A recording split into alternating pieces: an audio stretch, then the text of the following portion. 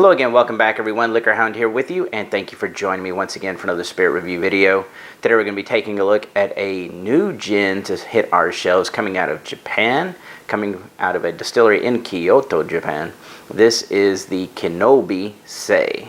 Now, the KI NO BI gin is, they do a standard gin. It's bottled at 45.7% ABV.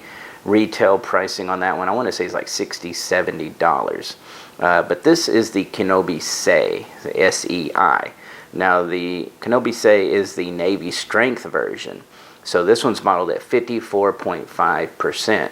And while both incarnations use the exact same botanicals, a lot of them uniquely to, unique to Japan, this one is, their blenders actually work the botanicals to be a little more balanced, even at the higher proof. So it wasn't just a matter of, hey, let's add less water. It was, let's rebalance the blend to fit that specific ABV, 54.5.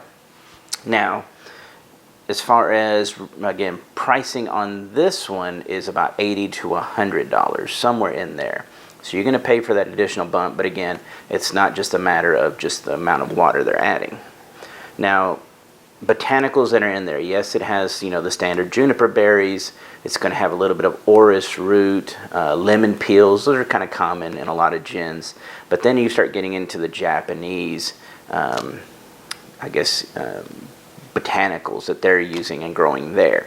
That one happens to be, I know they do, what is it? The yellow yuzu. They use a green tea base. They use Japanese cypress chips, bamboo, ginger, I'm trying to think, pepper tree, little, little buds off the pepper trees, and Japanese peppercorns. So those are really unique components that go into their gin, and I'm really curious to see how it's going to come out. Now, I will give a little special shout out to my buddy Matt Zeitrick, because he does Whiskey Crusaders podcast. He's the one that turned me on to this.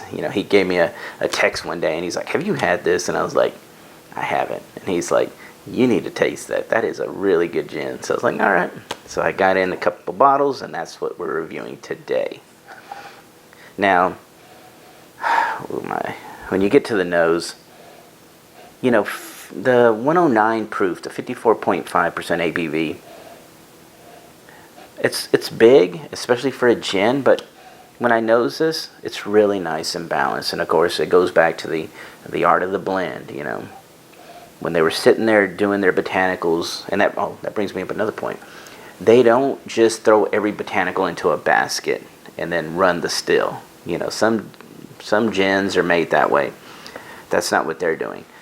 They kind of look at KI NO BI, which it actually means the beauty of the seasons, as 6 elements that they need to kind of provide for this gin. So they have the base, which is a rice base, so distilled rice.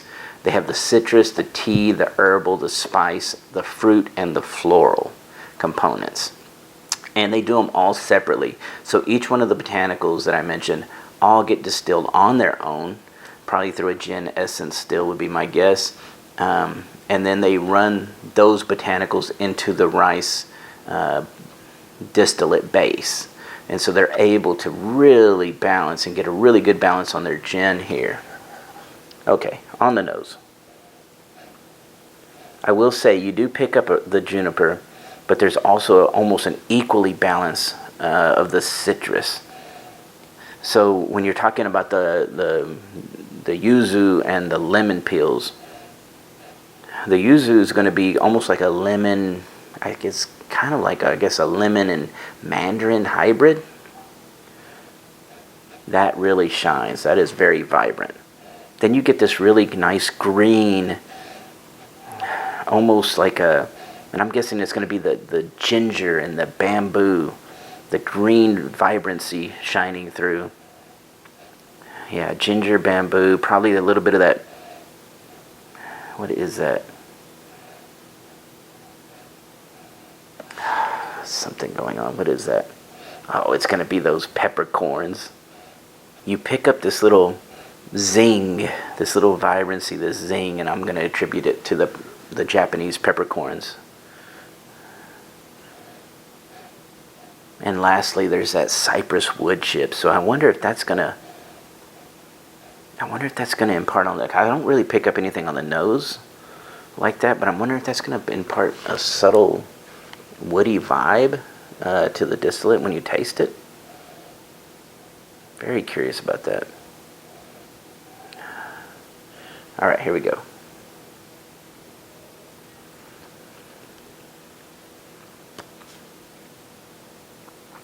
Oh, yeah. I'm trying to think if that reminds me of anything. Not really. It's its own kind of animal. There's a flash that reminds me of the Tanqueray Malacca, the sweetness of the Tanqueray Malacca, and that's kind of focused a little more on the citrus.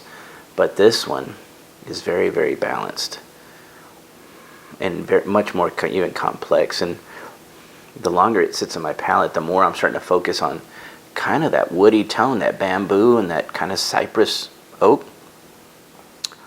You almost pick up like a little subtle wood tannin kind characteristic, a light bitterness on the back end. Now, supposedly, the KI NO BI SEI is supposed to be for the higher ABV was specifically done for mixing in cocktails. So if you're doing a martini or something like that, this is supposed to work fantastic. But of course, I do a lot of my gins just sipping, so to know that this is the ability for this just to be sipped is fantastic.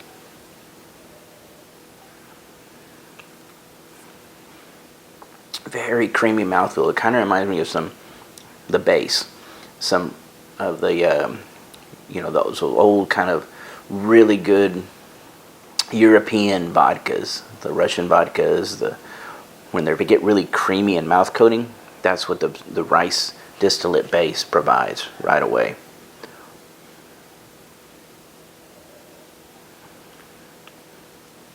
Really balanced with the juniper, that citrus, yuzu, the lemon peel, that floral component, the green tea aspect, and then layering underneath, there's almost it's got to be that bamboo and that ginger and that cypress. That's so unique because it's kind of woody, but not really. It's not like anything I've ever had. Even barrel-aged gins don't really give that type of wood, very, very subtle wood tannin, dryness of wood feel. But you're not getting any of the sweet characteristics or the depth characteristics that typically a wood barrel-aged spirit would provide. You definitely are not getting any color from that.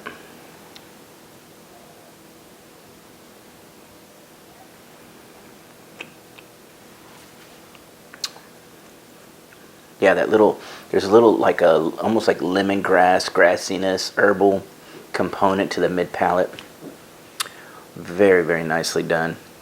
So if you see the Kyoto, the KI NO BI, I would probably even buy that one, even though that's I think $60, $70 at 45.7% ABV.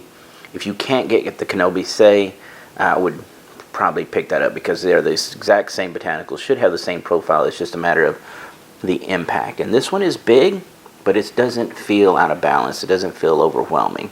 So I would recommend picking this up if you do see it out there.